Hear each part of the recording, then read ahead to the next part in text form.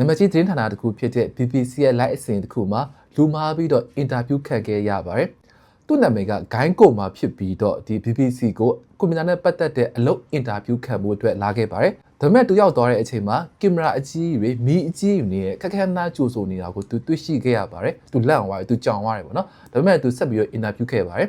interview ခံတဲ့အချိန်မှာမင်းနဲ့မိကိုနေရတယ်သူ့ရဲ့ကျွမ်းကျင်တဲ့ဘာသာနည်းနဲ့မသက်ဆိုင်ဘူးဆိုတော့သူတွေးရှိခဲ့ရတယ်ပေါ့နော်ဒါပေမဲ့လည်းသူ interview ခံရသူရဲ့သဘောတဘာဝအရာသူ for sure တော့သူတတ်နိုင်တော့လုပ်ခဲ့တယ်ဒါပေမဲ့လည်းအဲ့ဒီ for sure လုပ်တဲ့ပမာဏကသူ့အတွက်အရန်ကိုများနေခဲ့တယ်ဗျ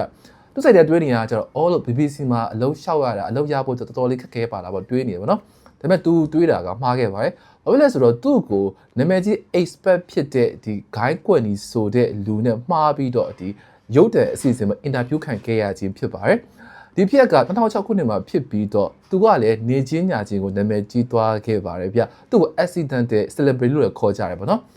ဒီဖြစ်တဲ့အပြီးပါ2023ခုနှစ်မှာပေါ့နော်သူကထပ်ပြီးတော့ BBC ကိုတရားစွဲဖို့ကြိုးစားခဲ့ပါတယ်တဲ့ဘာဖြစ်လဲဆိုတော့ဒီ BBC မှာသူ့ရဲ့မျက်နှာကိုတုံးချခဲ့ပေမဲ့လေအဲ့အတွက်သူကငွေကြေးတစ်စုံတရာမှမရရှိခဲ့ဖို့သိရှိရတယ်ဗျအဲ့အတွက်သူတရားစွဲလို့ပြင်ဆင်ခဲ့တယ်ဒါပေမဲ့နောက်ဆက်တွေပြဿနာတွေကတော့ကျွန်တော်မသိဘူးဗျဘာဖြစ်လဲဆိုတော့ဒီဆက်တကယ်ဆွဲခဲ့လားမဆွဲခဲ့လားဆိုတာကတော့ဒီဖော်ပြထားခြင်းမရှိပါဘူးเนาะ